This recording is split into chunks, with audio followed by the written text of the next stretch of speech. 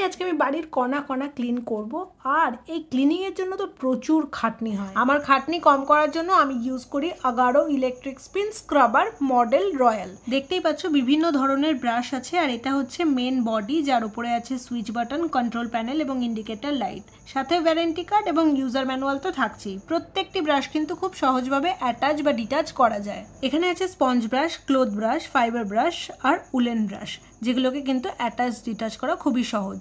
আর স্টিকটাকে বড় করার জন্য জাস্ট এইভাবে জয়েন করে দিতে হবে, প্লাস মেন বডিটার সাথে এইভাবে অ্যাটাচ করে দিলেই দেখো কত সুন্দর স্টিক তোমার রেডি হয়ে যাবে। বিগ ব্রাশ, স্মল ব্রাশ আর টিপ ব্রাশের সাহায্যে তোমরা কিন্তু ক্লিন করে নিতে পারবে উড, কিচেন, বাথরুম, বাথটাবস আর টাইলসের ফ্লোর যদি থাকে।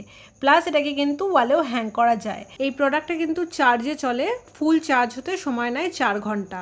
তোমরা জানো সবাই যে ক্লিনিংয়ে আমাদের কতটা খাটনি হয়, কিন্তু এই কাজটাকে সহজ করে দিয়েছে আগারো ইলেকট্রিক স্পিন স্ক্রাবার, যেটা দিয়ে খুব সহজে যেদি থেকে যেদি ময়লা খুব সুন্দরভাবে কিন্তু ক্লিন হয়ে যায়। এখানে আমি ভিডিওতে দেখাচ্ছি আমার টাইলসে কত নোংরা পড়ে রয়েছে দেখো, আর খুব সহজে এটাকে আমি ক্লিন করে ফেলেছি আগারো ইলেকট্রিক স্পিন স্ক্রাবার দিয়ে। এছাড়াও যেখানে তোমার ধরো হাত পৌঁছয় না, যেমন এই এসির ওপরটা, আমি কিন্তু এটাকেও খুব সুন্দরভাবে ক্লিন করে নিতে পারি। ব্যবহার হয়ে গেলে সমস্ত ব্রাশগুলো কিন্তু আমি খুব ভালো করে জলে ধুয়ে নিয়ে শুকিয়ে নিই। এই প্রোডাক্টের পারচেস লিঙ্ক নিচে ডেসক্রিপশন বক্সে দেওয়া থাকলো, অবশ্যই চেক করো।